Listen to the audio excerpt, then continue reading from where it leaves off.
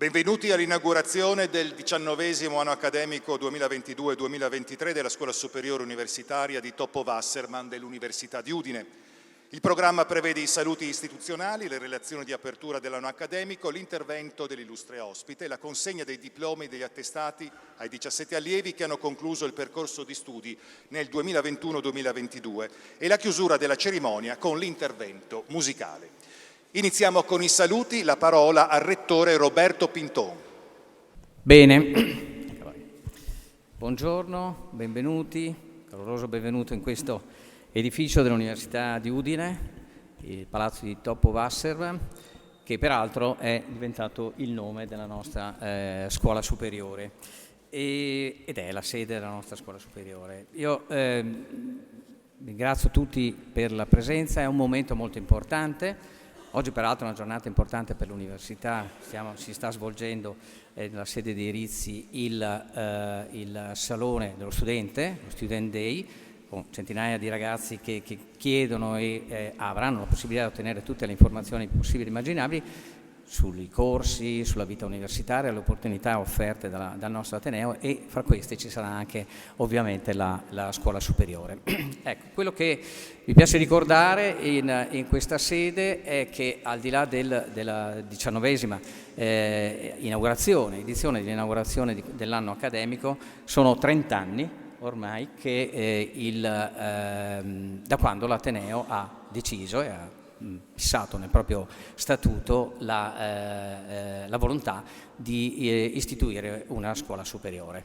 Oggi siamo a distanza appunto di 30 anni e quindi quasi a 20 anni di attività. In effetti possiamo dire che questo è un obiettivo raggiunto. Ma quale obiettivo? L'idea era quella proprio di creare e costruire un luogo, un ambiente in cui docenti e ragazzi, allievi, ragazze e ragazze potessero costruire un percorso di eccellenza assieme. Poi, come sarà la relazione del direttore della scuola, parlerà anche delle recenti acquisizioni. Ecco, questo fa sì che adesso questa scuola superiore sia una delle 10 scuole superiori universitarie in Italia, che ha ricevuto anche un importante riconoscimento per quanto riguarda il titolo, diciamo, che viene rilasciato, che è un normale titolo, diciamo, di laurea accademica con un percorso però particolare e che ha però in questo momento anche la possibilità di essere riconosciuto come master automaticamente di secondo livello. Quindi un riconoscimento di un percorso, diciamo, un po' fatto in maniera particolare. Lo testimoniano poi per noi, come al solito, non tanto quello che dice il rettore e il direttore, ma gli studenti che vi partecipano, tutti quelli che vi hanno partecipato in questi anni e naturalmente quello che è più importante, quello che poi sono il cosiddetto feedback, diciamo, di questi nostri alunni una volta che hanno fatto questo percorso e come hanno trovato poi la possibilità di utilizzare quanto hanno appreso, non solo dal punto di vista tecnico, tecnologico, cognitivo, ma anche dal punto di vista di una forma di percorso costruito assieme, poi possono in realtà valorizzare tutto questo nelle loro ambienti di lavoro. Certo, sono ragazzi e ragazze selezionati, quindi hanno e devono anche sostenere un impegno aggiuntivo a quello che è normalmente quello che si dovrebbe già fare in un percorso universitario, quindi piuttosto pesante, però è anche vero che poi questi stimoli danno la possibilità di ottenere dei risultati che per noi sono motivo di vanto e che ci rendono naturalmente orgogliosi di continuare in questo percorso, cercando di renderlo sempre più attrattivo e soprattutto capace di formare dei cittadini del futuro. Ecco, tenete presente poi che per noi rappresenta una formidabile diciamo possibilità di fare esperienza didattica, cioè un laboratorio di didattica, di formazione. Quindi da questo punto di vista è anche utile poi per quello che è la possibilità di trasmettere queste esperienze anche negli altri corsi. Quindi poi questa giornata, insomma, in cui si celebra è sempre molto importante, si riconosce naturalmente agli studenti che hanno conseguito il titolo, e in questo questo modo si dà anche naturalmente il benvenuto a quelli che arriveranno. Fermo restando poi naturalmente che tutto questo avrà per chi comincia, il percorso non sarà solo il percorso formativo, ma anche una possibilità di interazione molto intima con l'università, al punto che poi è garantita anche la residenzialità. Questo è il momento in cui anche poi si devono ringraziare coloro che credono e sostengono anche questa iniziativa in vario modo, lo supportano, e ovviamente quindi non solo l'università, ma anche la Regione, Friuli Venezia Giulia, la Fondazione Friuli. E poi nel programma, come vedete, ci sarà anche spazio per una relazione importante affidata al professor Giuseppe Patota quest'anno, fra l'altro con un titolo, qui non c'è scritto, ma insomma mi sembrava quasi palindromo, se non ricordo male, no? 6 anni, di 6 anni, che fra l'altro sarà anche un momento di commemorazione di un linguista insigne, che peraltro ha prematuramente concluso la sua vita essendo investito sulle strisce pedonali, quindi ecco, se dobbiamo fare anche dell'educazione stradale facciamola subito, perché si rischia anche pur rispettando le regole di finire male. Quindi ringrazio anche lui naturalmente per aver accettato questo invito e portare anche una voce importante e autorevole in questa cerimonia. Quindi grazie, un saluto in particolare agli studenti e ai loro familiari, passati, presenti e futuri, e lascio la parola al direttore per la sua presentazione. No, prima una rappresentante del Comune di Udine. Grazie. Grazie. E ora la parola all'assessore all'istruzione del Comune di Udine, Elisabetta Marioni.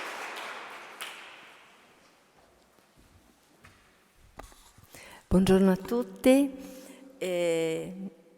io oggi porto il saluto del Sindaco, onorevole Pietro Fontanini, della Giunta e di tutta l'amministrazione comunale. Il Sindaco non può essere presente perché è impegnato a Palazzo d'Aronco per un incontro con il Ministro della Giustizia. Ringrazio per l'invito il magnifico Rettore Roberto Pinton e naturalmente saluto il direttore della scuola superiore, professor Policritti, tutte le autorità, i docenti e gli allievi e anche le loro famiglie.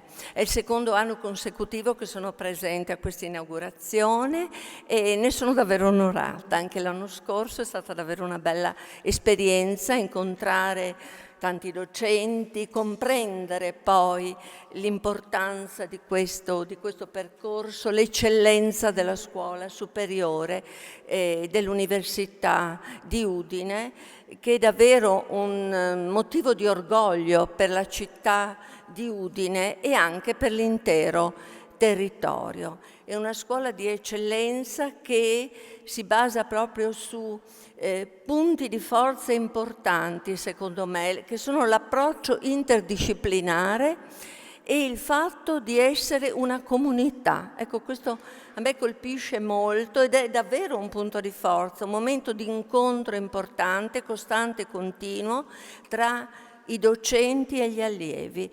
E questo dà agli allievi, secondo me, una marcia in più, una formazione completa, li rende anche più sicuri di se stessi e delle loro capacità, almeno questo è il mio pensiero.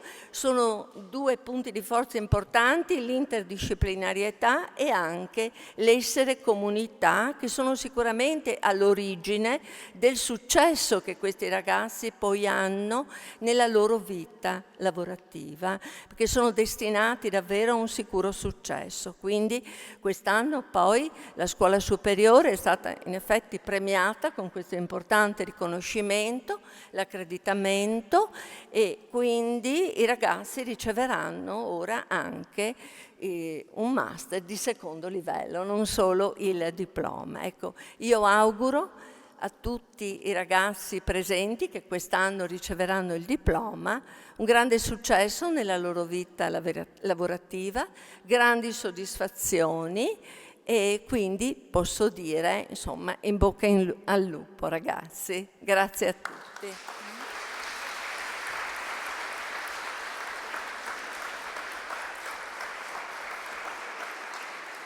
Grazie. Ora il direttore generale dell'Agenzia regionale per il diritto allo studio dell'Ardis, Pierpaolo Olla.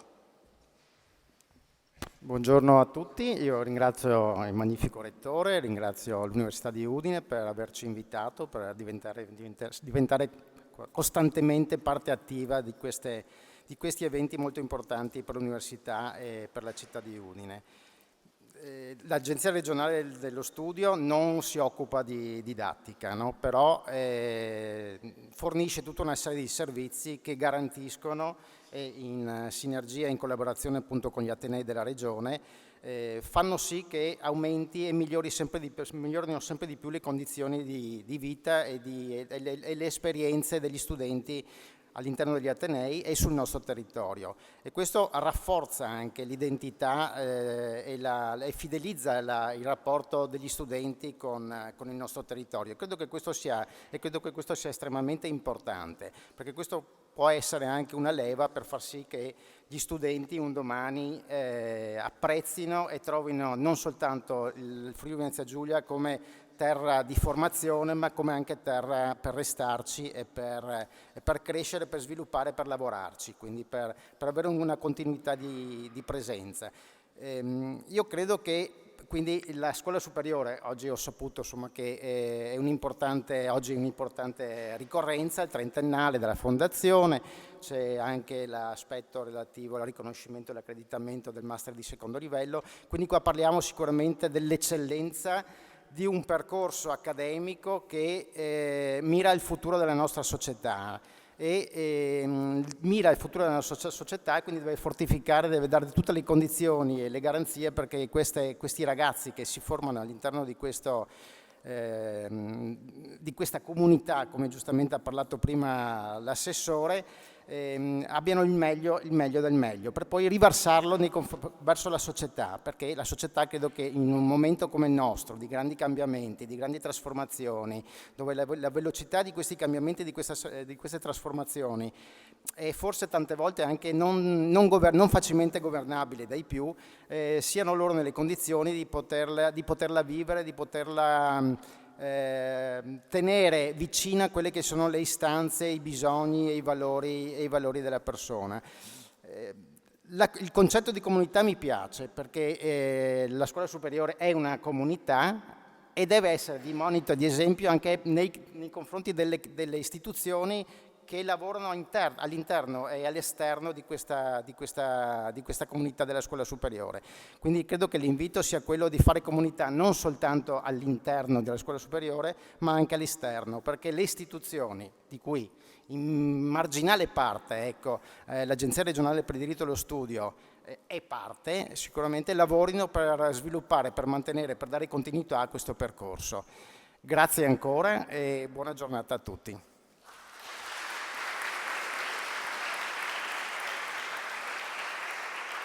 Grazie. Ora il Presidente della Fondazione Friuli, Giuseppe Morandini. Grazie, buongiorno a tutti. Magnifico Rettore, oggi cominciamo così. Voi sapete che nel ciclismo ci sono le classiche monumento e sono 5 traguardi sui quali tutti vorrebbero vincere. Io sono un appassionato di ciclismo e devo confessarvi, lasciatemelo dire, che per me il giorno dell'apertura dell'anno accademico della SUPE è un po' come una classica monumento, perché sono di quegli appuntamenti che uno si segna, sono quegli appuntamenti che uno aspetta per vivere proprio come diceva bene il direttore Olla prima, quel senso di comunità che non è solo tra gli studenti, è tantissimo, ma c'è un senso di comunità partecipato da studenti e docenti. E in più questa scuola qui ha la grande capacità, più volte dimostrata, di richiamare l'attenzione sulla nostra città, l'attenzione sulla nostra regione. Faccio un esempio a caso, che poi tanto a caso non è. ho vissuto assieme ai ragazzi della SUPE l'organizzazione che hanno fatto l'anno scorso della 10ª edizione della Rete di Idee, che semplicemente è mettere in rete e in collegamento una volta all'anno nelle sedi delle scuole superiori le altre scuole superiori. E in quella sede lì cos'è successo? È successo che sono stati prodotti una quarantina di studi, ma è successo che quell'iniziativa lì, centrata sulla nostra città, ha sviluppato un patrimonio di relazioni fondamentali. E questo qui è il punto, perché se noi guardiamo al futuro, voi riuscite a vedere ancora delle carriere lineari, dall'inizio alla fine come era una volta, uno parte con l'entusiasmo nel fare un mestiere e quando finirà andare in pensione? Non è così, non è più così, ma questo non è un limite. Questo qui significa che quelle relazioni che la SUPE sta creando sono relazioni fondamentali per gli studenti, fondamentali per i docenti, fondamentali per le nostre comunità. Perché se dobbiamo farci oggi, nel momento dell'inaugurazione, gli auspici e gli auguri di una cosa che possa succedere, l'augurio più grande che ci dobbiamo fare tutti a qualsiasi età è quello di approcciarci al futuro con la necessaria e dovuta apertura mentale. Dobbiamo essere disponibili ad affrontare i cambiamenti, viverli sempre come una grande opportunità.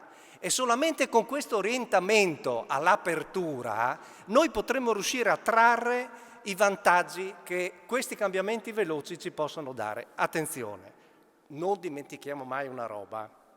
Nel 2022 quella piccola regione in alto a destra, Friuli Venezia Giulia, ha fatto 22 miliardi di export. Questi siamo noi e la nostra università è in quella regione. E questi sono dati che devono essere vissuti prima di tutto con orgoglio, con senso di appartenenza, perché quello è il nostro territorio, da lì viene il nostro risultato, e soprattutto con la volontà di poter dare a ognuno di noi il proprio contributo perché questi risultati vengano consolidati, perché questi risultati diventino la media delle prestazioni della nostra regione. E con la certezza, in tutto questo, magnifico Rettore, che sarà protagonista di questa evoluzione importante la nostra città e soprattutto la nostra grande, lasciamelo dire, università. Buon anno accademico a tutti.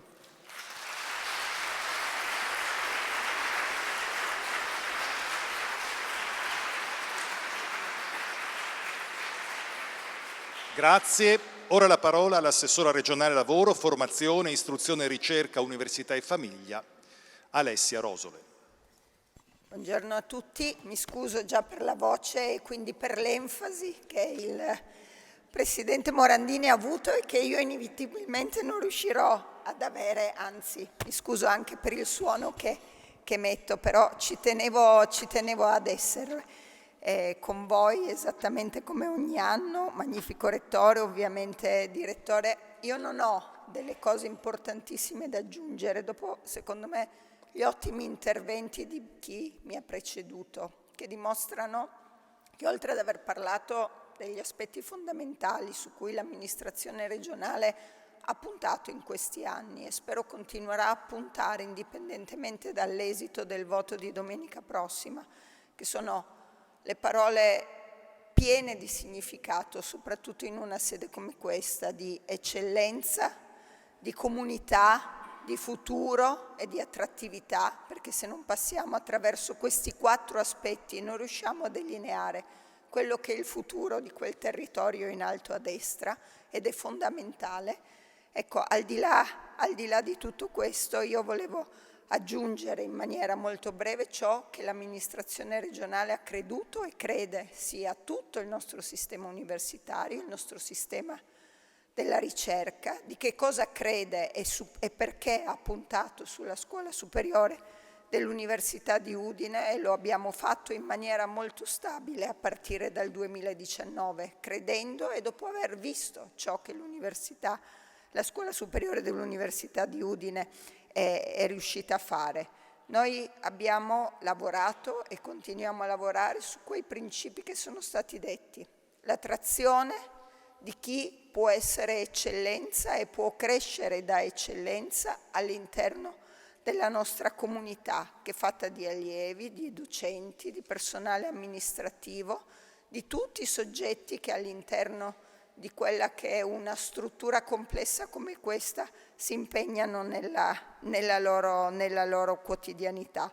Noi siamo partiti da 3 dati. Il 100% dei ragazzi che frequentano la Scuola Superiore dell'Università di Udine esce con il massimo dei voti, e questo è un aspetto che secondo me mette in evidenza anche l'interdisciplinarietà e la capacità di apprendere anche al di fuori di quelli che sono i normali percorsi di studio e l'arricchimento importante che deriva da ciò che è fuori, da quello che si può apprendere al di fuori dei normali percorsi di studio. Il 44% dei ragazzi che esce dalla Scuola Superiore dell'Università di Udine va e prosegue la sua carriera all'estero. Ecco, questo è una parte del mio percorso di riflessione, una grande opportunità che noi dobbiamo garantire e abbiamo continuato a garantire in maniera strutturale attraverso Ardis nel corso di questi anni. Il 43% di chi esce da questa scuola superiore entra in percorsi di dottorato.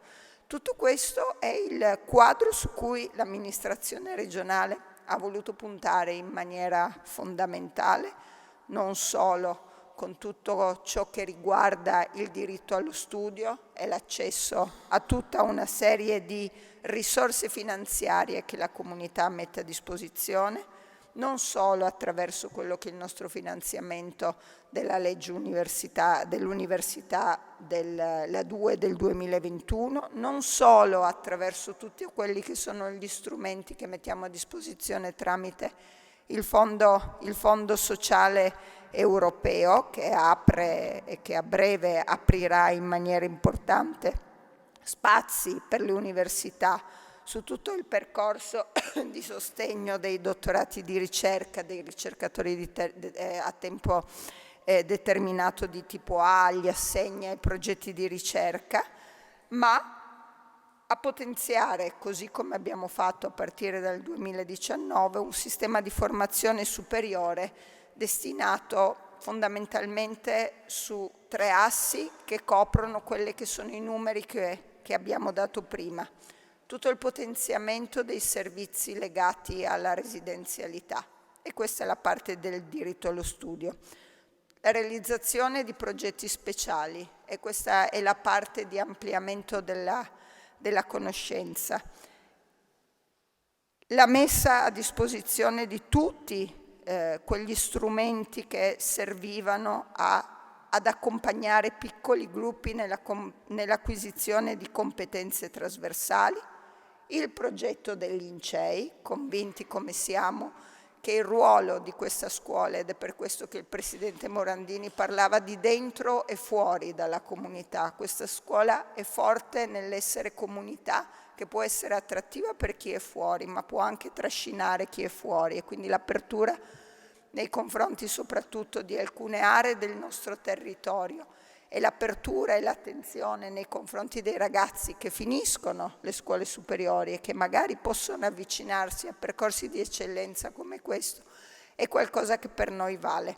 Un'ultima e ultimissima valutazione. Io penso che esattamente come tutto il sistema universitario, anche e soprattutto la scuola superiore ha il dovere di inserirsi all'interno dei dibattiti che concernono il cambio del nostro sistema sociale e del mondo, così come sta andando. Ha il dovere di guidare in qualche modo la collettività e di uscire ancora prima di quanto succede agli altri da quel pensiero legato al singolo, è di entrare in un pensiero collettivo che ridisegni la società nella quale andremo tutti quanti, chi più chi meno, sicuramente gli studenti molto più di chi sta parlando in questo momento, a vivere. Noi abbiamo bisogno di un pensiero collettivo che non è un pensiero unico, che è tutto il contrario del pensiero unico, ma che è l'insieme di tutte le competenze,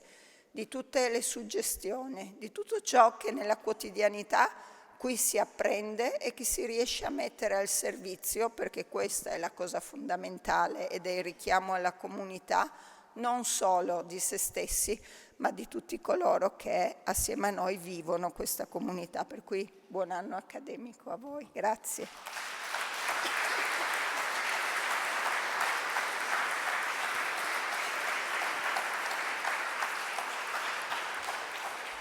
Grazie, passiamo alle relazioni. Inizia il direttore della scuola superiore, Alberto Policriti.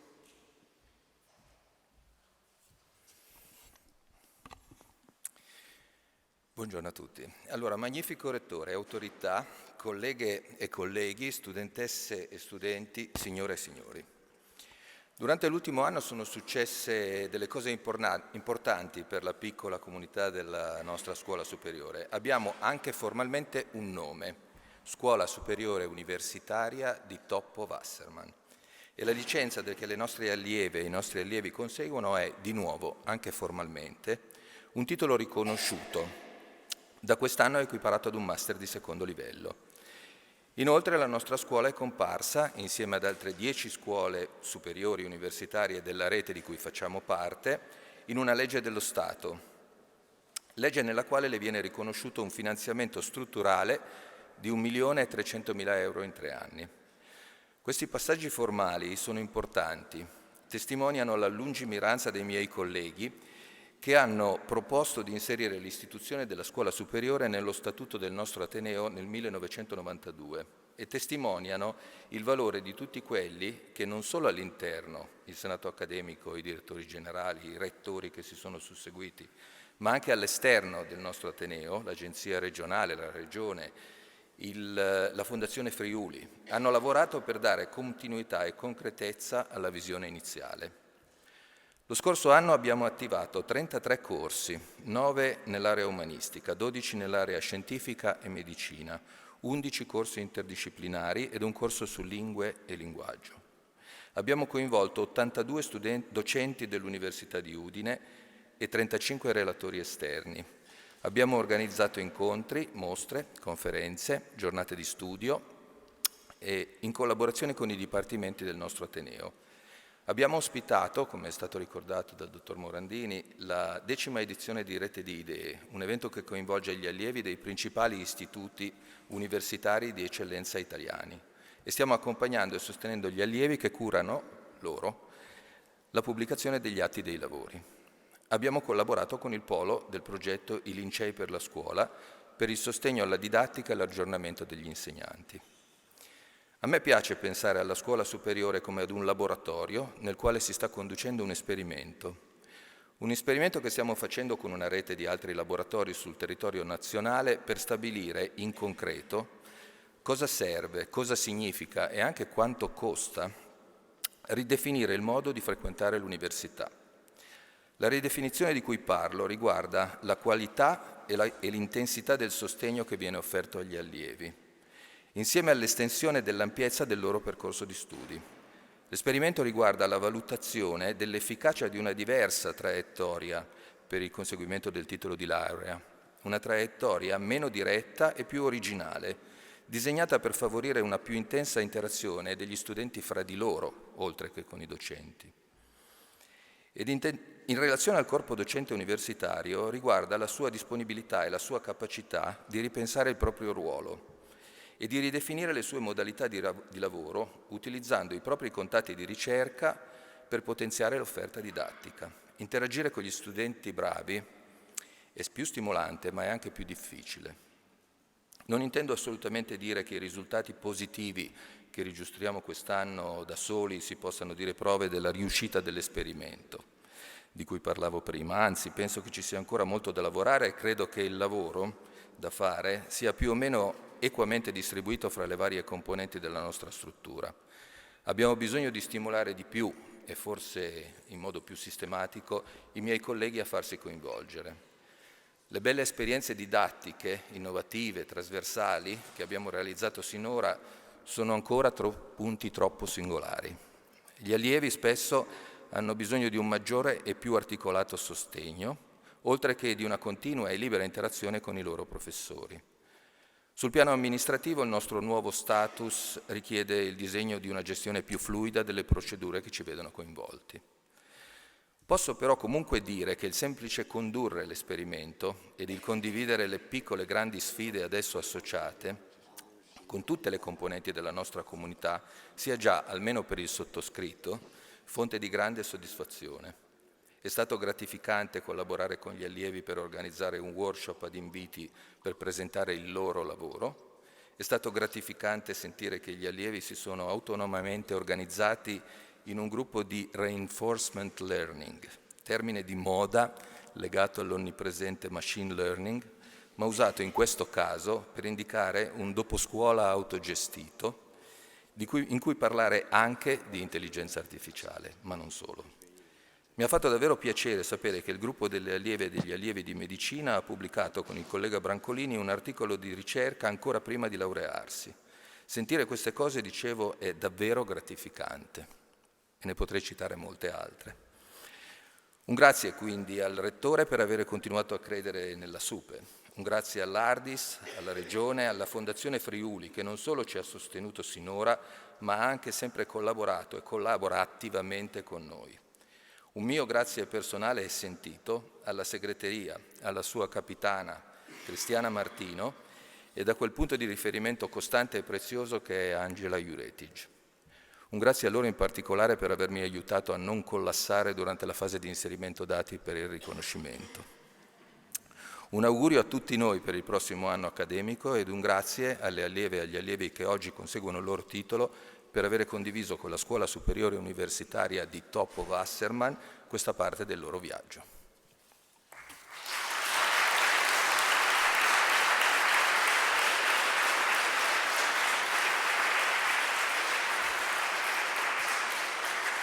Grazie, ora la parola al coordinatore del Polo I Lincei per la Scuola di Udine, Andrea Tabarroni. Comincio con una citazione. La comprensione di un testo scritto nella propria lingua non è solo una competenza richiesta dalla carriera scolastica, è un requisito di cittadinanza consapevole che riguarda l'intera massa degli adolescenti e che dunque non ricade solo sulle spalle degli insegnanti di lettere, ma interpella la società nel suo insieme. È innegabile che la padronanza linguistica presupponga una certa capacità di riflessione metalinguistica, ma intanto questa riflessione non riguarda solo la grammatica in senso stretto, bensì anche lessico e semantica.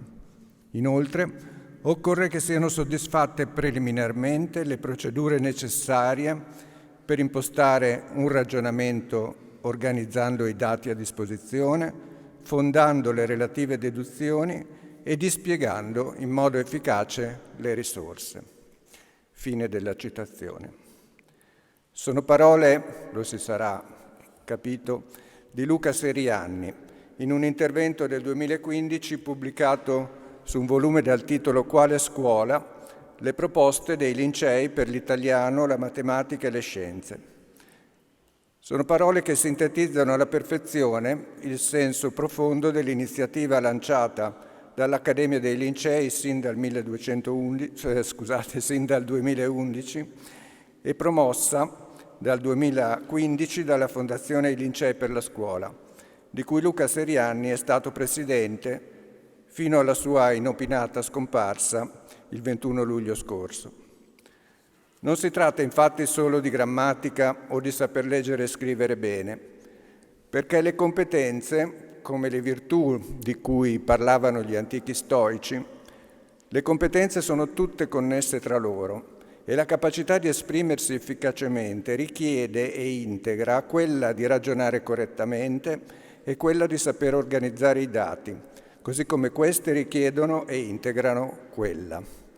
Per questo l'italiano, la matematica e le scienze, così come anche naturalmente le altre materie scolastiche, non sono solo aree di valutazione, ma vere e proprie dimensioni della soggettività, il cui migliore sviluppo è condizione, come ricorda Serianni, della piena cittadinanza nazionale e sovranazionale. È stato con piena e convinta adesione a questo programma che l'Università di Udine, sotto il mandato del rettore De Toni, ha deciso di costituire il polo udinese I Lincei per la scuola, con il compito di organizzare corsi di aggiornamento e approfondimento per insegnanti nelle 3 discipline appena ricordate, cui si sono aggiunte anche la cultura digitale e la filosofia. Quando nel settembre 2019 fu firmata nei locali della sede romana della Regione Friuli Venezia Giulia a Piazza Colonna la convenzione tra l'Ateneo di Udine e la Fondazione Lincei per la scuola, venne siglata una condivisione di intenti a carattere prima di tutto culturale e civile, una condivisione di intenti tra comunità di educatori che intendono operare in primo luogo nell'interesse del Paese. Questo impegno ha subito trovato valido e concreto appoggio da parte dell'amministrazione regionale e in particolare dell'assessore Alessia Rosolin, che ci ha assegnato l'ulteriore missione di curare specialmente la formazione e di incentivare la partecipazione degli insegnanti che operano nelle zone più periferiche della regione e incontrano per questo maggiori difficoltà di inserimento negli scambi e nelle relazioni tra il mondo accademico e la scuola. Lo stesso impegno è stato rinnovato il 12 maggio 2021, dopo la dura parentesi della pandemia, quando in questa stessa sede sono state inaugurate le attività didattiche del Polo Udinese, alla presenza del nuovo rettore Roberto Pinton e, ancora una volta, di Luca Serianni, che ha accompagnato con partecipazione, convinzione e competenza i primi passi del Polo Udinese, fornendoci consigli e costante incoraggiamento. Permettetemi di esprime a lui, e purtroppo non più davanti a lui, il mio personale ringraziamento, non solo per la sua opera di docente e di studioso encomiabile, ma soprattutto per la dedizione alla diffusione della cultura come missione civile, di cui anche qui a Udine siamo stati testimoni. Anche quest'anno il Polo di Udine ha offerto 5 percorsi didattici di 25 ore ciascuno, coordinati da un docente dell'Ateneo e affidati agli interventi di 5 professori universitari, anche esterni, a cui hanno fatto seguito 5 laboratori didattici guidati da tutor docenti che insegnano nelle scuole della Regione. La collaborazione dell'Ufficio Scolastico Regionale, che partecipa a questa iniziativa in convenzione con la Regione e con il Polo Lincei di Trieste, è stata fondamentale e ci ha permesso di rinnovare i risultati positivi dello scorso anno, sia in termini di iscrizioni che in termini di soddisfazione da parte degli insegnanti che hanno partecipato ai corsi. Certo, viviamo in un tempo in cui non è dato far conto su abitudini consolidate o su previsioni attendibili di lunga durata. Appena nati ci siamo dovuti confrontare con le nuove modalità di esperienza didattica attraverso il mezzo della rete e ci siamo come tutti adattati a sperimentare in corso d'opera possibilità e limiti dei nuovi media. Ma proprio per queste vicissitudini ci è parso utile raccogliere la sfida e proporre da subito come terreno di riflessione e di approfondimento delle nuove tecnologie appunto il corso di cultura digitale, che si rivolge in maniera interdisciplinare a insegnanti di ogni materia. Questa esperienza, sorretta dalle competenze dei colleghi di area informatica, ci ha permesso di offrire la nostra collaborazione alle scuole del territorio che hanno partecipato al bando ministeriale denominato Futura, la scuola per l'Italia di domani, nell'ambito del PNRR. E sono particolarmente lieto di poter annunciare che 2 tra questi progetti sono stati approvati e avremo quindi la possibilità di contribuire alle attività offerte dal Polo STEAM di Udine, attivato presso il Liceo Scientifico Marinelli, e anche a quelle del Polo di Didattica Digitale dell'Istituto Comprensivo di Govone in Piemonte, che a Udine collabora con l'ISIS Malignani. In entrambi i casi il focus della sperimentazione formativa è incentrata sui nuovi curricoli digitali, in una direzione del tutto convergente a quella che qui in Ateneo abbiamo intrapreso lanciando quest'anno il corso triennale di Filosofia e Transizione Digitale. Il Polo Lincei di Udine, collocato all'interno della Scuola Superiore di Topo Wasserman, conferma dunque con passione e convinzione il suo impegno per la formazione e la condivisione culturale ad ogni livello didattico. Il Polo intende proporsi come luogo di incontro e di comune elaborazione tra il mondo della scuola e quello dell'università. Ci guida la convinzione che il modo in cui sapremo rispondere alle sfide del futuro dipende in larga parte dal lavoro educativo che siamo in grado di svolgere oggi, in tutti gli ambienti e in tutti gli ambiti, per una cittadinanza italiana, europea e mondiale consapevole, come quella che chiedeva e promuoveva Luca Serianni. Vi ringrazio.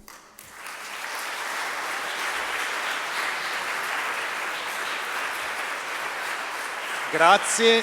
Ora la parola alla rappresentante degli allievi della scuola, Silvia Burgio. Magnifico rettore, direttore della scuola, autorità, membri della comunità accademica, allievi e allievi, signore e signori. Dopo l'auspicata ripartenza dello scorso anno, ci troviamo per la seconda volta a celebrare questo momento, insieme a tutti gli allievi della scuola, che si sentono grati dell'opportunità di partecipare alla cerimonia come membri di una comunità. Ci preme sottolineare sin dalle nostre prime parole l'importanza di questo valore.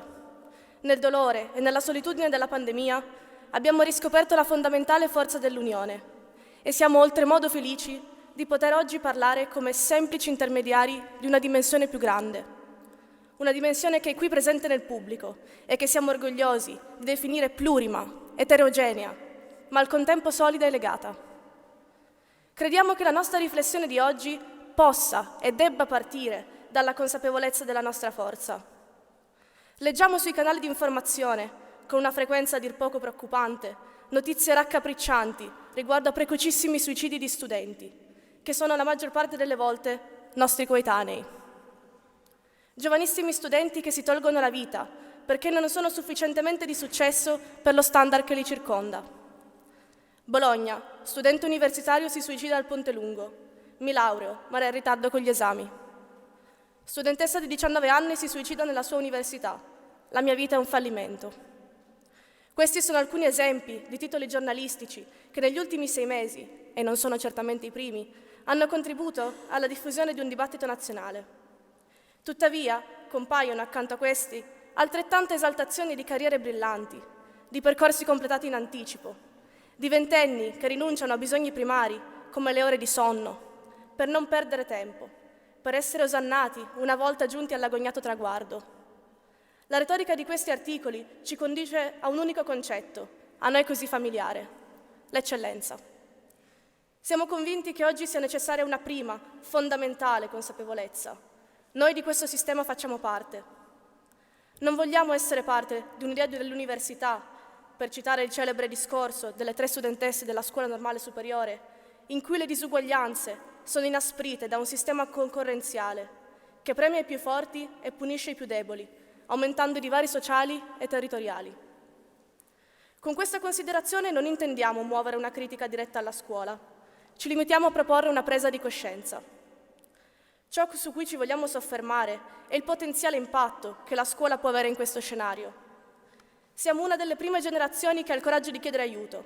Il tema della salute mentale è di sempre più ampia diffusione tra i giovani, che sono i primi a chiedere di parlare, a fermarsi di fronte ai problemi, senza appellarsi alla sindrome del supereroe, per cui è necessario andare avanti in ogni condizione. Siamo una generazione sfacciata e rumorosa, che rivendica la propria libertà di stare male e che non demonizza il sostegno psicologico come fallimento dell'individuo. La scuola dispone di risorse che alla maggior parte del territorio sono negate e siamo persuasi che sia compito unicamente della scuola rendere queste opportunità strumento di crescita, di diffusione di questa voce emergente che richiama l'attenzione sulle problematiche psicosociali. A inizio anno è stato chiesto a noi rappresentanti di raccogliere le opinioni degli allievi in merito a ciò che piacerebbe loro ricevere come servizio dalla scuola. Una considerevole percentuale ha chiesto una convenzione con uno psicologo di base. I dati sono eloquenti, a livello sia nazionale che nel nostro contesto, circoscritto e privilegiato. Ci auguriamo dunque che la scuola abbia il coraggio di accogliere questa esigenza, senza adagiarsi sul timore di ascoltare richieste d'aiuto che prima non c'erano, ma anzi accompagnando gli allievi in questo cruciale periodo storico in cui si chiede di concentrarsi non tanto sul risultato performativo, quanto più sul valore formativo dell'esperienza che viviamo. Ci troviamo di fronte a una rivoluzione culturale che ci auguriamo sia capace di mettere in crisi l'immagine di eccellenza come macchina da produzione accademica. Crediamo fortemente di disporre di risorse che ci consentirebbero di dare un determinante contributo al cambiamento in atto, propugnando una nuova idea di eccellenza, non più ridotta all'essere mero contenitore di nozioni, ma aperta alle sfaccettature dell'individuo, alle sue complessità, al suo essere umano, al di fuori delle proprie conoscenze. Ogni studente impara, per esperienza, quanto sia difficile affrontare da soli le difficoltà del proprio percorso universitario. Anche in ambito accademico, per quanto solitamente i successi siano riconosciuti e premiati sul piano individuale, i risultati di maggior portata possono essere ottenuti dall'unione di una pluralità, di una varietà di forze in campo. La scuola, che per sua stessa natura aggrega e fa vivere a stretto contatto studenti di interessi simili e diversi, deve essere intesa come sede privilegiata di questo nuovo modello di eccellenza, alternativo a una tradizione imperante di individualismo esasperato e di competizione permanente a tutti i livelli. Crediamo che un simile risultato sia perseguibile solo attraverso una stretta collaborazione tra allievi, docenti e personale amministrativo. Senza un dialogo costante e costruttivo, il valore fondante della nostra scuola, la comunità, rimane un principio vuoto, insignificante. Ci sentiamo di sostenere tutte le iniziative che ci consentono di uscire dallo studio fine a se stesso, proponendo una forma di sapere che sia plurale e dinamica e che ci metta in contatto con il mondo che ci circonda. Siamo orgogliosi di riportare che quest'anno, tra le giornate del 7 e del 9 ottobre 2022, la scuola ha ospitato l'evento della Rete di Idee. Nel weekend organizzato dalla RIASISSU, la rete che collega gli studenti di gran parte delle scuole superiori d'Italia, allievi provenienti da diverse regioni e realtà hanno avuto l'occasione di esporre i propri lavori, creando un terreno fertile di interscambio e di crescita, di dibattito e di confronto. Ringraziamo la scuola per averci consentito di ospitare questa edizione dell'evento proprio a Udine, città spesso sottovalutata per la sua collocazione geografica, che altresì si è dimostrata accogliente e vivace. Ringraziamo i rappresentanti della rete e della nostra scuola per aver lavorato sodo per questa esperienza, che è stata a tutti gli effetti un successo, tanto formativo quanto umano. È nostra intenzione consolidare il rapporto con le altre scuole superiori italiane attraverso la RIASISSU, che ha permesso di dare una voce più autorevole alle nostre esigenze. Ricordiamo che grazie all'impegno dei rappresentanti della rete e grazie alla fondamentale collaborazione tra le figure di riferimento, come i direttori delle scuole e il Ministero dell'Università e della Ricerca, il diploma di licenza delle scuole superiori è ora equiparato per legge a un master di secondo livello e rappresenta un riconoscimento ancora più concreto della validità del nostro percorso. Oggi siamo qui per festeggiare la nostra realtà e con essa le ragazze e i ragazzi che hanno portato a termine il loro percorso alla scuola superiore. L'ultimo affettuoso ringraziamento è rivolto a loro, che in questi anni sono stati allievi come noi e che hanno camminato al nostro fianco, divenendo per noi un sostegno e un riferimento, offrendoci la loro esperienza nei momenti di difficoltà. Auguriamo loro di potersi affacciare sereni al futuro che li aspetta, curiosi di scoprire con loro le strade che imboccheranno. Ringraziamo di cuore chiunque si sia adoperato per organizzare questa cerimonia. In particolare ringraziamo il magnifico rettore e il direttore della scuola. Ringraziamo chi oggi interverrà o è già intervenuto, l'assessore Rosolen, l'assessore Marioni, il direttore dell'Addis Olla, il presidente della Fondazione Friuli Morandini, il presidente dell'Associazione Alumni Alzetta e il coordinatore del Polo dei Lincei Tabarroni. Ringraziamo il professor Giuseppe Patota, docente di linguistica italiana presso l'Università degli Studi di Siena, per essere presente oggi alla nostra cerimonia. Un sentito grazie anche a chi ogni giorno lavora per la scuola, la nostra seconda casa. Un grazie in particolare alla dottoressa Cristiana Martino, responsabile amministrativa, e al signor Tindaro Marullo, per l'impegno costante e la pazienza infinita. Cercheremo di restituire la bellezza di tutto ciò che riceviamo quotidianamente. Grazie.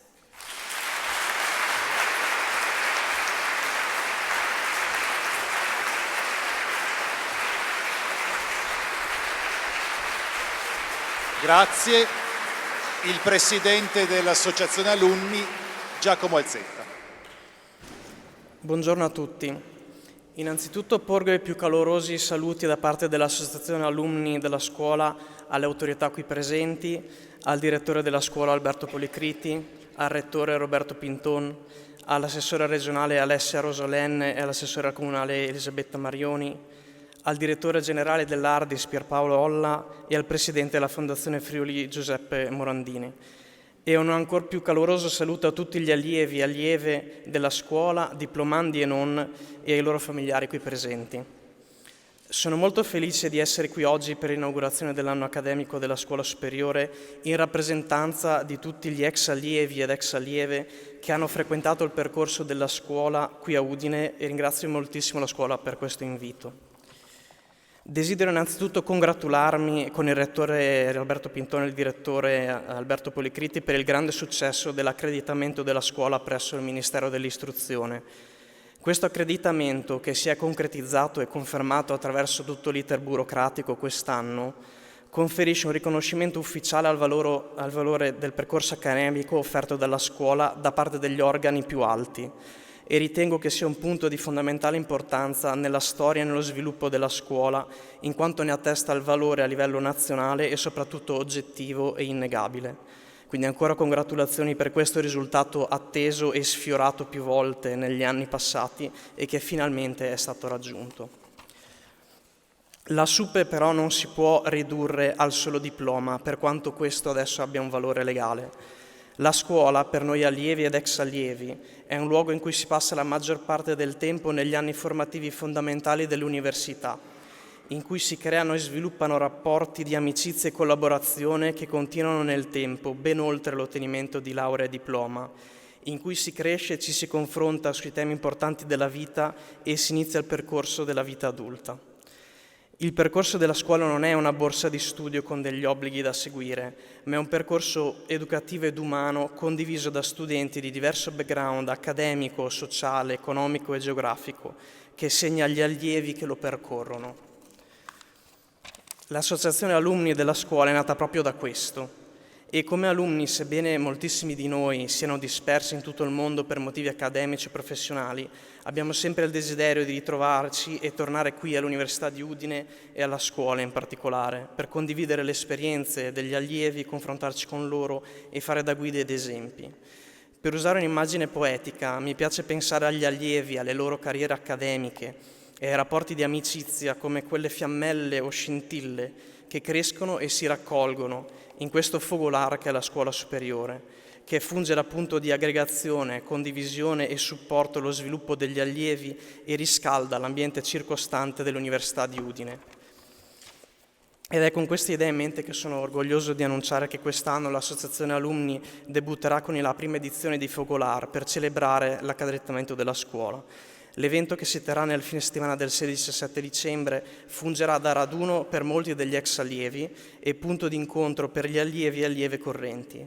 Inoltre tale evento non sarà solamente rivolto alla scuola, ma sarà aperto a tutta l'università e cittadinanza di Udine e sarà occasione per riunirsi, condividere le esperienze degli alunni e contribuire al panorama culturale di Uniud e di Udine con la partecipazione di ospiti e professori. Desidero rivolgere i miei migliori auguri per l'anno accademico appena inaugurato alla scuola, in particolare agli allievi e allieve, oltre che al direttore e a tutta la segreteria e l'organizzazione che ci sta dietro, e faccio le più sentite congratulazioni da parte di tutti gli alunni ai diplomandi che oggi conseguono il diploma e concludono il loro percorso alla scuola. Ringrazio ancora per l'invito a questa cerimonia e lascio pure la parola per l'intervento. Grazie. Grazie. E ora l'intervento del professor Giuseppe Patota, ordinario di linguistica italiana dell'Università di Siena. Ricorderà il grande linguista Luca Serianni, scomparso l'anno scorso. Anni seri con Serianni, il titolo del suo intervento. Grazie.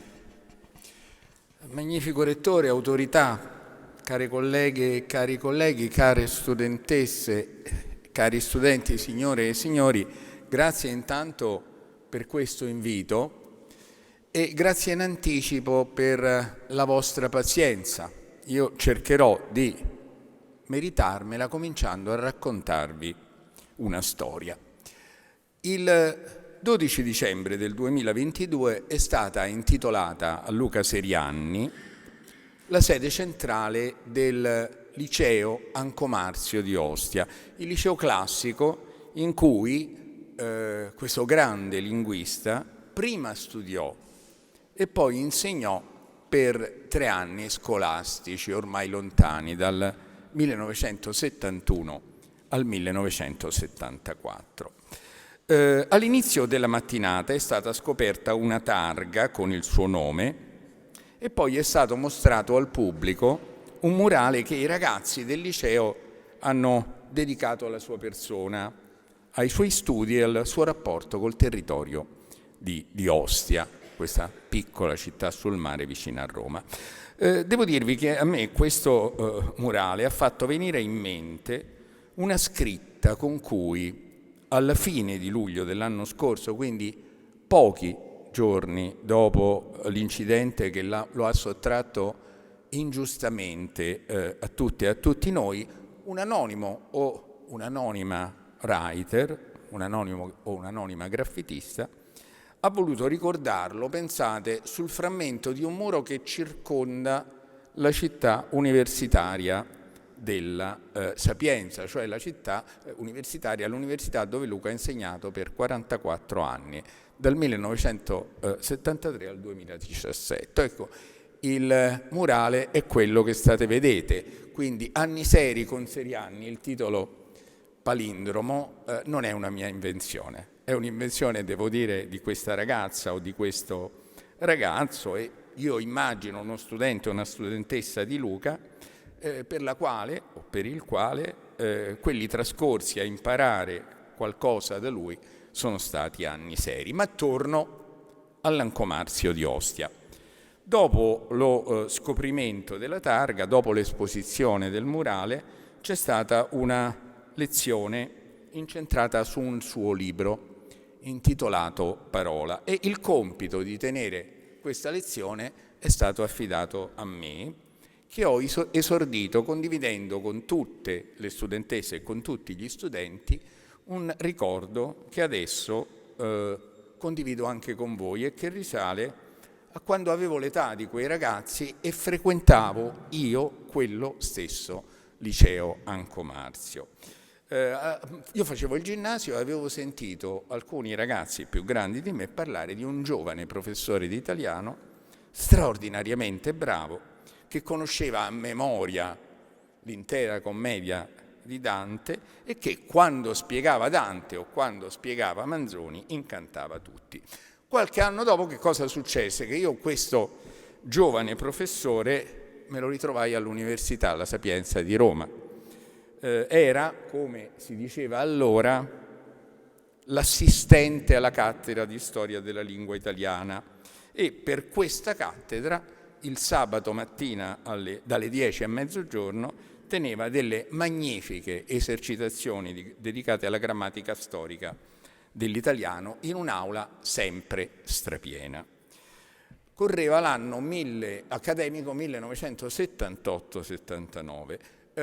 In quell'anno questo giovane professore, questo giovane assistente vince un concorso come professore ordinario, viene chiamato in questa stessa università, La Sapienza, e in questa nuova veste continua a tenere le sue esercitazioni di grammatica storica, ma tiene anche, come fanno tutti i professori, un suo corso di storia della lingua italiana.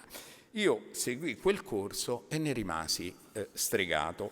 Io avevo già chiesto e ottenuto la tesi da un altro professore, non dirò il suo nome nemmeno sotto tortura perché è un nome molto importante, ma le lezioni di Luca mi colpirono talmente tanto che cambiai piano di studi e corsi da seguire, chiesi a lui la tesi e mi laureai in ritardo con lui.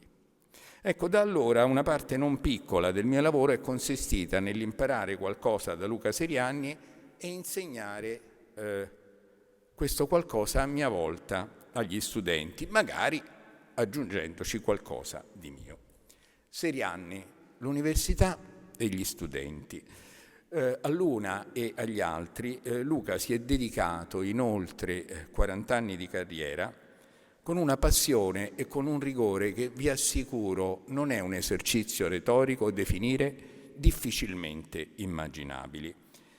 I suoi corsi erano affollatissimi ed erano sempre, non c'era la LIM, non c'era il videoproiettore, c'erano gli allegati di Luca, ecco, i fascicoli contenenti i testi che lui presentava e commentava a lezione. Ecco.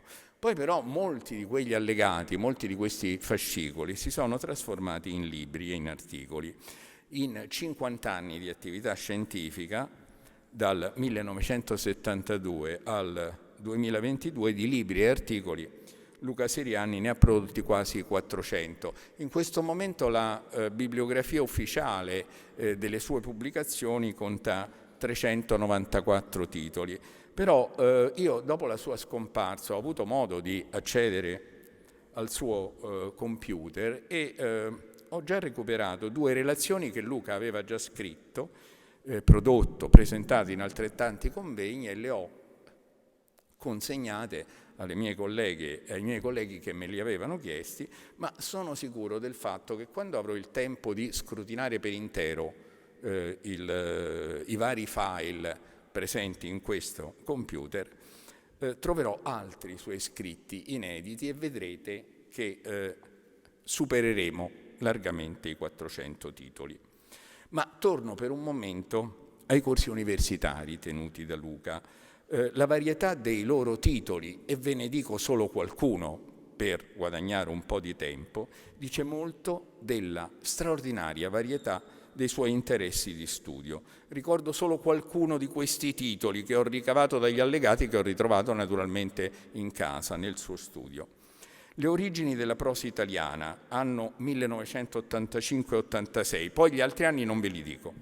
La lingua della poesia italiana fra 100 e 200, la lingua di Dante, lettura linguistica del Decameron, aspetti della prosa italiana del Rinascimento, da Leon Battista Alberti a Giordano Bruno, aspetti di storia linguistica italiana del Settecento, la prosa del secondo Ottocento, la lingua di Carducci, tra 8 e 900, lingua letteraria, lingua corrente, discussioni sulla norma, Gabriele D'Annunzio, poeta e prosatore. Siamo arrivati agli inizi del Novecento e vi assicuro che l'elenco potrebbe continuare a lungo. Ecco, sia gli studi sia gli originali degli allegati che Luca preparava per gli studenti e poi teneva come scalette delle sue lezioni, sono spesso impreziositi da alcune indagini, alcune annotazioni dedicate all'assetto, alla storia, al consumo e al riuso di forme, parole e stilemi proprie di un oggetto che lui amava particolarmente,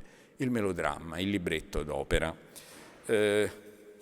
Luca era un fedele abbonato al Teatro dell'Opera di Roma, amava cantare molte delle arie dispensate dallo stereo compatto che continua a funzionare, sistemato nel suo studio in uno scaffale basso della libreria. Ecco, la passione per il melodramma e in particolare per quello musicato dall'amatissimo Verdi si tradusse in studi che nel corso di un quarantennio hanno contribuito a dare alla lingua della librettistica uno spazio nuovo, più ampio e rilevato nella storia della lingua poetica italiana.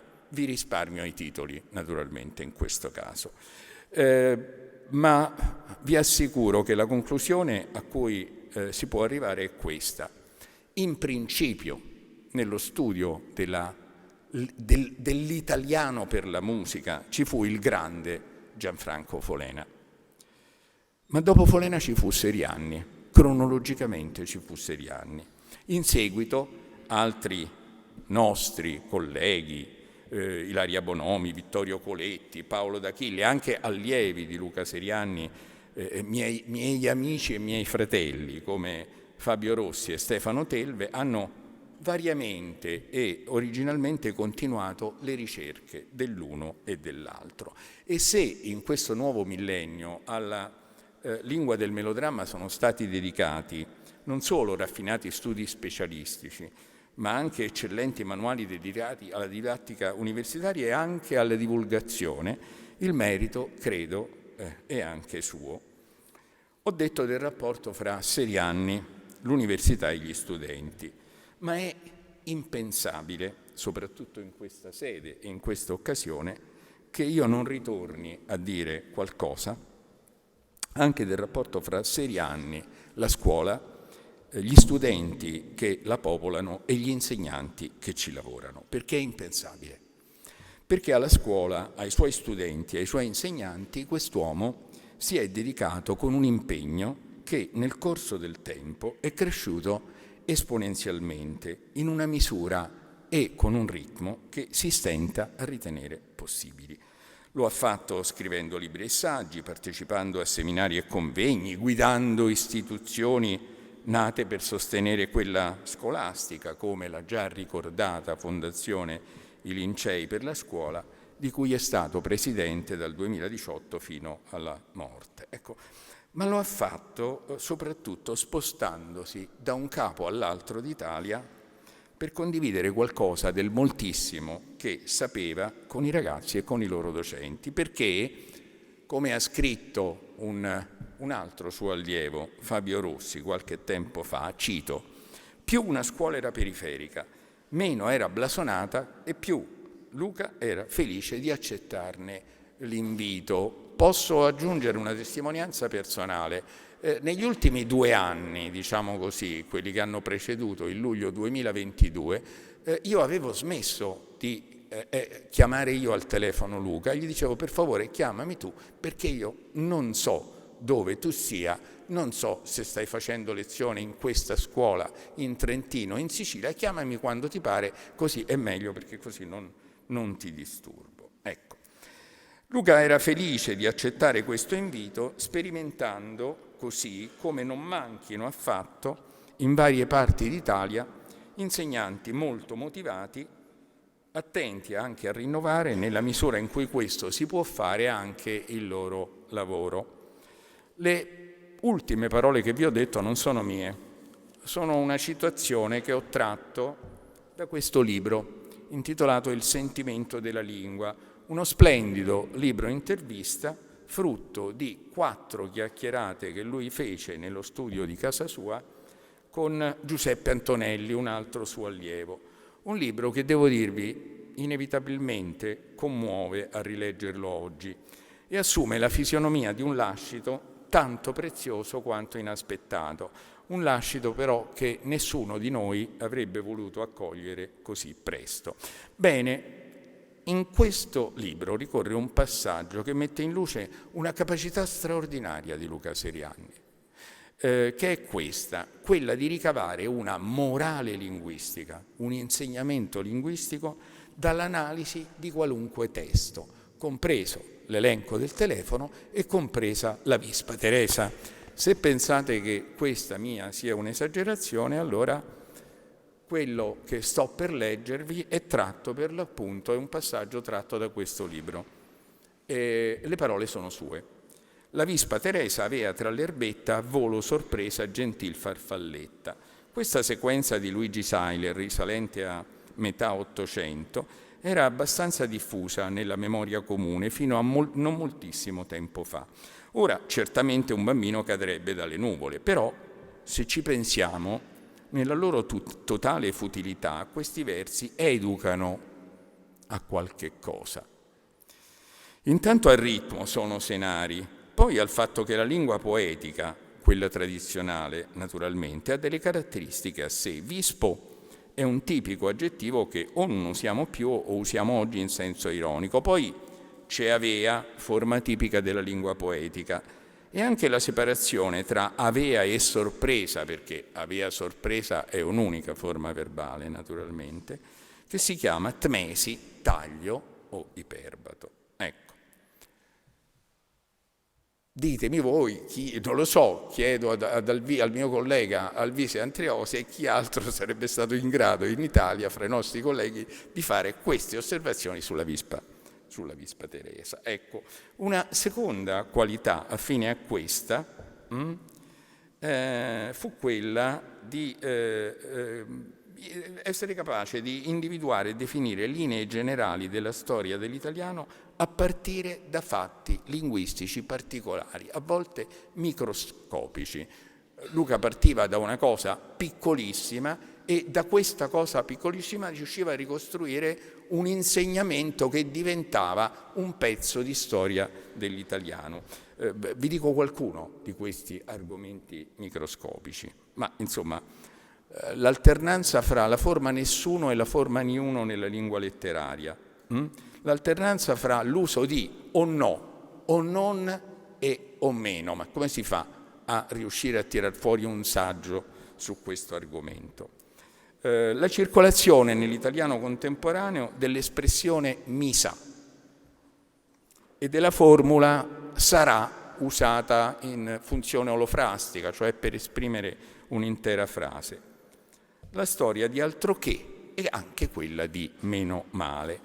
Da queste opere poi, da questi microsaggi, da questi microstudi sono usciti fuori dei volumi che oggi fanno parte della biblioteca indispensabile di qualunque studente o studioso che voglia avvicinarsi alla linguistica italiana. Un'altra opportunità di studio che Luca, figlio di un medico che lui stesso ricordava molto sensibile ai fatti di lingua e letteratura, vedete, buon sangue non mente. Il padre di Luca si impegnò, era un dietologo e fu una delle persone che più di tutte si impegnò a far circolare quello che allora era un neologismo, oggi per noi è una parola importante, cioè la parola dietologia. Non si usava fino a un paio di generazioni fa. Ecco, Luca trasse uno spunto e da questa sua predisposizione alla lingua medica, si dichiarava un medico mancato, secondo me lo era, seppe sfruttare mirabilmente questa attenzione e indagò la lingua e l'italiano della medicina con una genialità divertita dal 1985 al 2005, quando pubblicò un libro inarrivabile intitolato Un treno di sillabi. Di sintomi, perdonatemi, grazie alla pubblicazione di questo libro divenne amico, per esempio, di molti medici, di molti suoi colleghi mancati, ecco, che apprezzarono moltissimo questo informatissimo quasi collega, peraltro molto abile nel placare con chirurgica precisione, in lunghe telefonate fra l'affettuoso e il divertito, le ansie ipocondriache di qualche allievo. Ecco, inutile dirvi che il primo della lista ero naturalmente io. Funzionava così e tutto quello che vi racconto risponde a verità. Quando mi prendeva una paura, facevo così. Prima telefonavo a Luca. Se Luca riusciva a calmarmi e quindi a tranquillizzarmi, mi fermavo lì. Altrimenti poi passavo al medico di famiglia, passavo al mio medico, insomma. Però tante volte sono riuscito a fermarmi. Un altro tema che Seriani indagò a più riprese fu quello del rapporto fra norma e uso della lingua.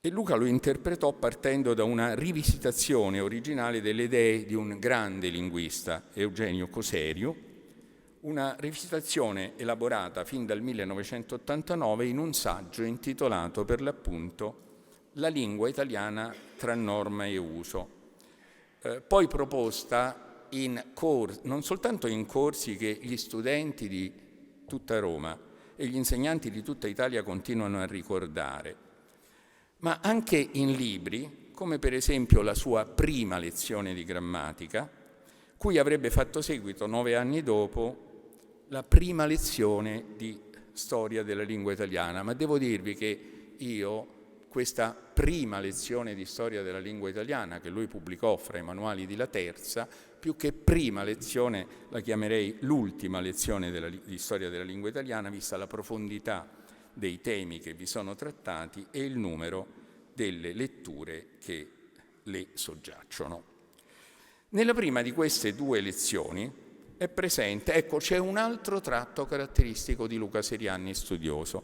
È presente un'osservazione ormai citatissima, una di quelle tanto frequenti negli interventi scritti e parlati di Serianni, che fanno dire a chi lo legge e facevano dire a chi lo ascoltava: è vero, è proprio così, ma come ho fatto a non pensarci? Intanto però ci ha pensato lui. Ecco la prova, guardate. A differenza di storia, geografia, matematica, la parola grammatica indica nello stesso tempo una nozione, studio di una lingua, complesso delle norme che ne governano l'uso, e il libro, il testo consacrato alla sua descrizione. Possiamo ben dire prendi la grammatica, ossia un certo libro, scusatemi, che ha per oggetto la lingua italiana o latina o inglese, mentre non potremmo dire prendi la storia e la geografia.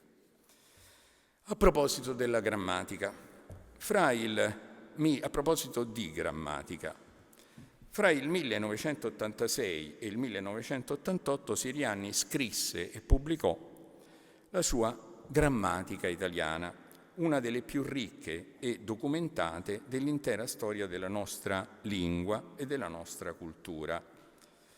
La vicenda editoriale ricca e varia di quest'opera è la conseguenza del suo straordinario successo di pubblico nelle varie edizioni, compresa la Garzantina, ecco, che ne consiglio l'acquisto, davvero, tanto costa poco, a tutte le studentesse, a tutti gli studenti, quale che sia l'indirizzo degli studi. Dicevo, queste grammatiche hanno raggiunto numeri da bestseller, e questo la dice un fatto inaspettato, che un libro di grammatica circoli tanto, venda tanto nel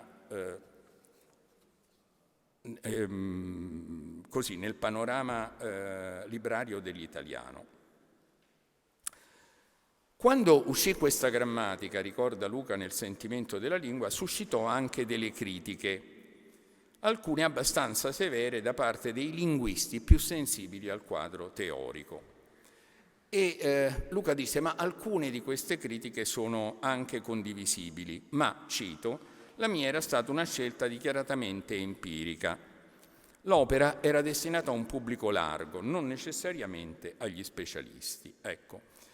La centralità di questa grammatica di Serianni, le due versioni sono esattamente le stesse, una è di grande ed elegante formato, l'altra è una più pratica garzantina. La centralità, dicevo, dell'opera di Serianni nella storia della grammaticografia italiana recente è dimostrata anche da alcuni dati numerici.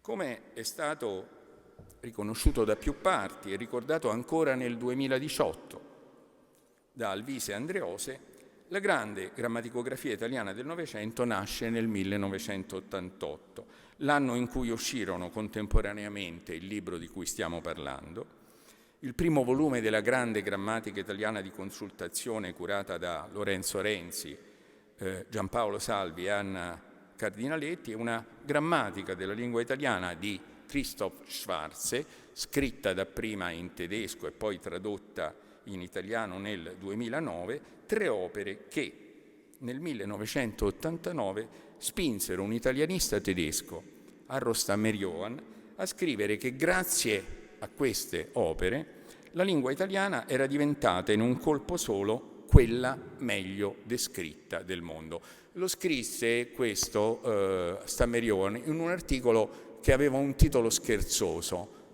Habemus Grammaticam, no? L'allusione è molto evidente, però devo dire che dietro quest'ironia c'era ben più che un fondo di verità.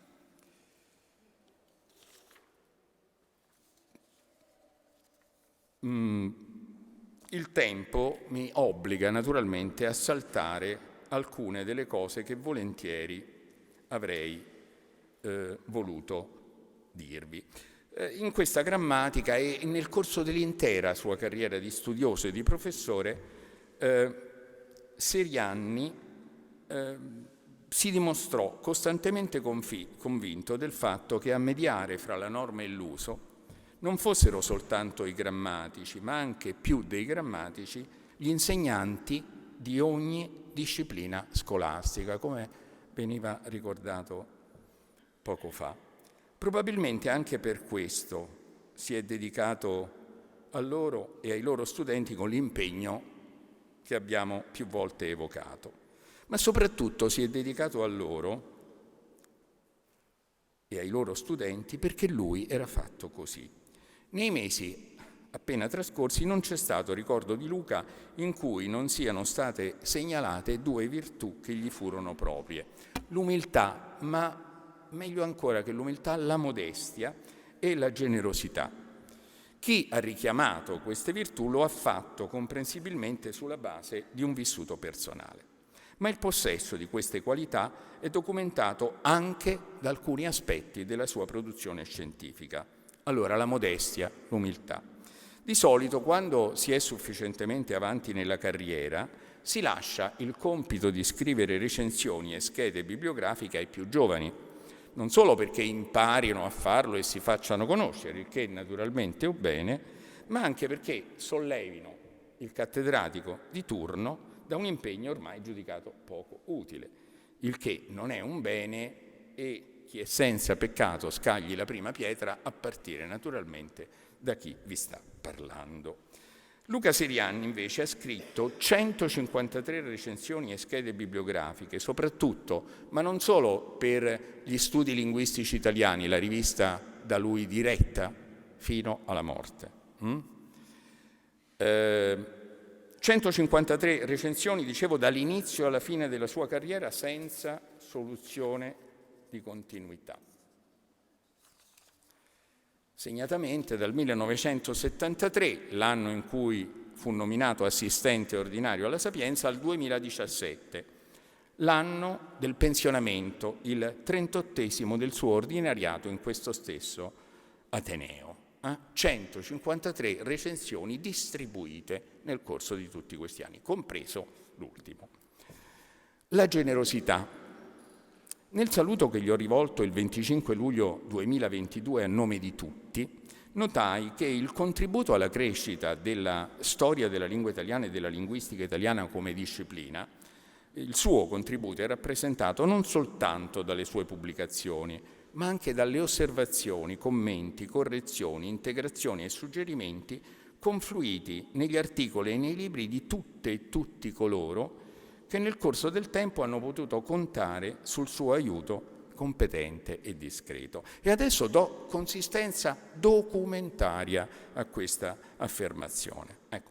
Fra il 1984 e il 2021 Serianni ha firmato la presentazione o l'introduzione o la prefazione o la postfazione di una quarantina di libri scritti da altri. Fra questi anche i colleghi illustri, è il caso della presentazione all'elogio della parola pubblicato nel 2018 da Lamberto Maffei, presidente dell'Accademia dei Lincei dal 2009 al 2015. Fra questi anche gli scrittori famosi. È il caso della prefazione a Via Gemito di Domenico Starnone, ripubblicato nel 2006.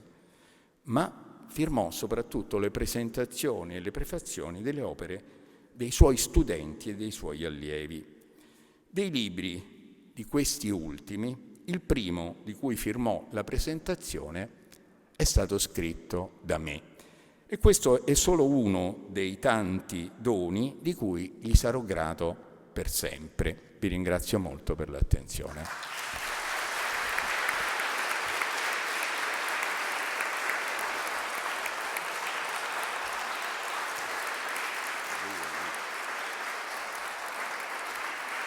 Grazie al professor Patota. Ora la cerimonia prosegue con la consegna dei titoli finali ai 17 allievi che hanno concluso il percorso della scuola superiore nell'anno accademico 2021-2022. Chiamo il rettore, il direttore della scuola, il professor Tabarroni, davanti al palco per la consegna dei titoli.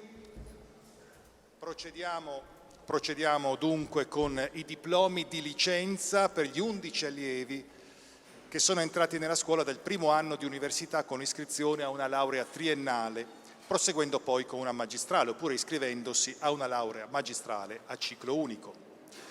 Iniziamo con Alberto Cagnetta.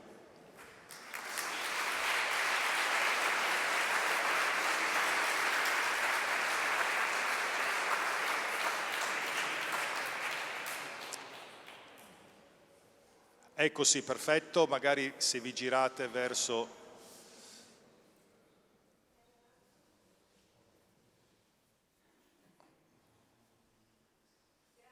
Grazie. Giulio Celandroni.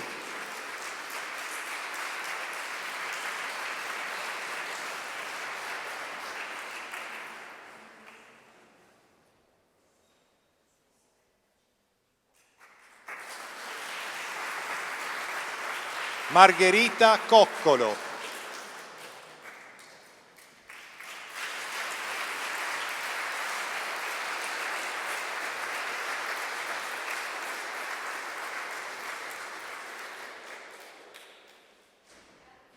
Serena Costantini.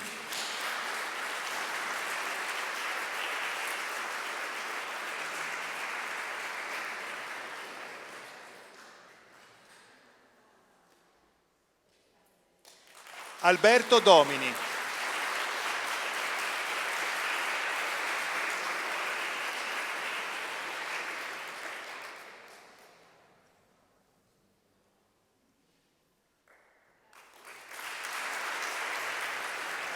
Giovanni Howard Mutz.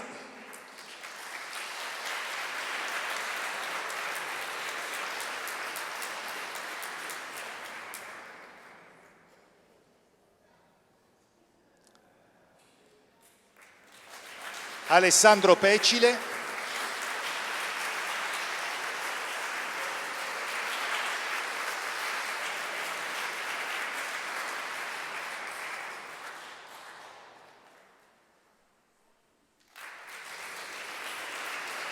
Elisa Ragazzon.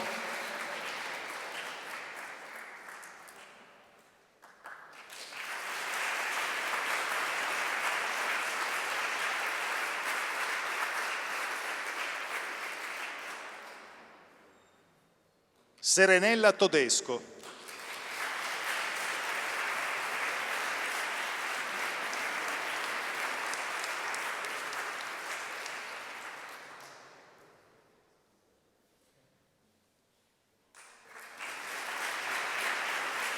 Leonardo Valerio.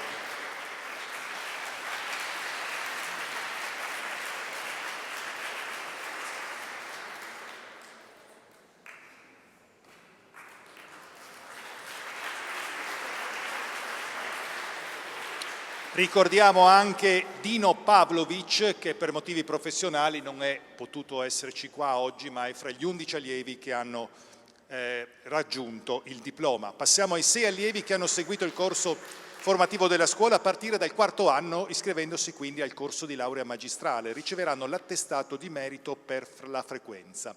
Alessia Bellina.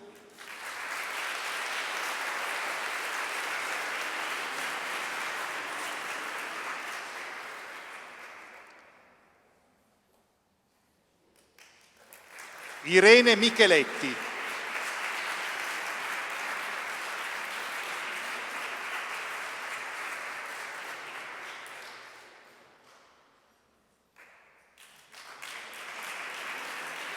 Laura Michielli.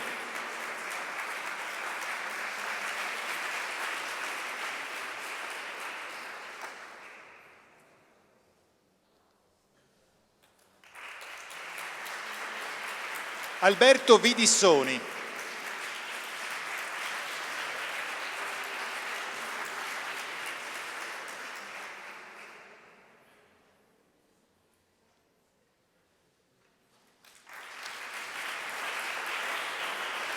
Due allievi che non hanno potuto essere qua oggi per ricevere l'attestato sono Mattia Furlan e Carlotta Poser, anche per loro un applauso naturalmente.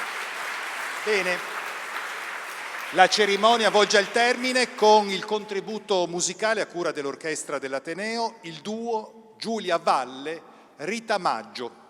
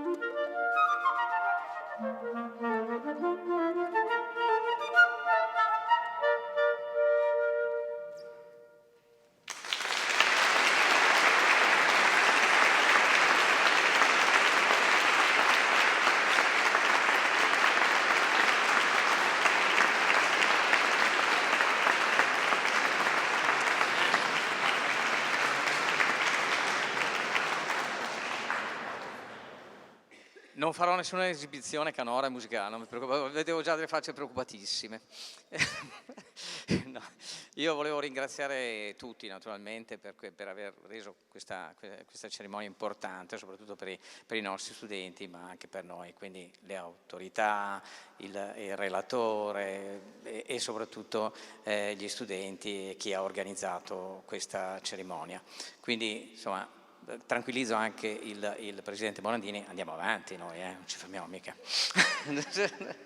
E credo che sia anche state molto toccanti e importanti le parole della rappresentante degli studenti. Oggi abbiamo salutato centinaia di studenti e abbiamo fatto, ormai introduciamo nelle nostre presentazioni quelle che fa il rettore, insomma, di introduzione poi a quella che è il salone così dell'orientamento, anche tutta una serie di attività che si fanno di sostegno e di come dire, accompagnamento agli studenti, che non significa ovviamente sostituirsi ad altre figure, ma creare sempre le condizioni per cui si possa essere parte di una comunità. E se si è parte della comunità, di solito la maggior aiuto si riceve. Questo vale anche per l'invecchiamento attivo, l'ho imparato in una relazione qualche giorno fa.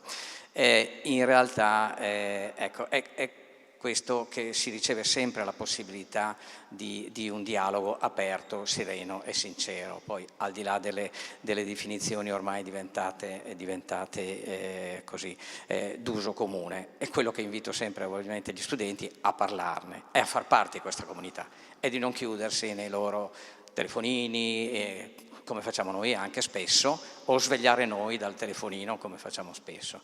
Quindi da questo punto di vista credo che ci siano motivi ancora di più per la scuola superiore di essere come dire, paradigmatica anche in questo senso. Quindi grazie a tutti anche per essere arrivati fino a qua. Mi dicono che non c'è brindisi, non c'è niente, c'è, non so, stimolavo, perché io sono un veneto trasferito in Friuli, quindi sinceramente se non finisce con un taglio, o è il taglio del nastro solitamente, ma ho imparato che qui ha un doppio significato, non so se la linguistica mi può venire in questo caso. Non so, però ecco, io ti pregherei di prendere eventualmente in seria considerazione anche questa opportunità, perché poi in realtà hanno delle radici sempre estremamente interessanti le parole. A parte gli scherzi, volevo così dare semplicemente, chiudere con una nota divertita per qualcosa che però prendiamo estremamente sul serio, e credo che questo i nostri studenti soprattutto l'abbiano dimostrato in maniera, posso dirlo? Eccellente.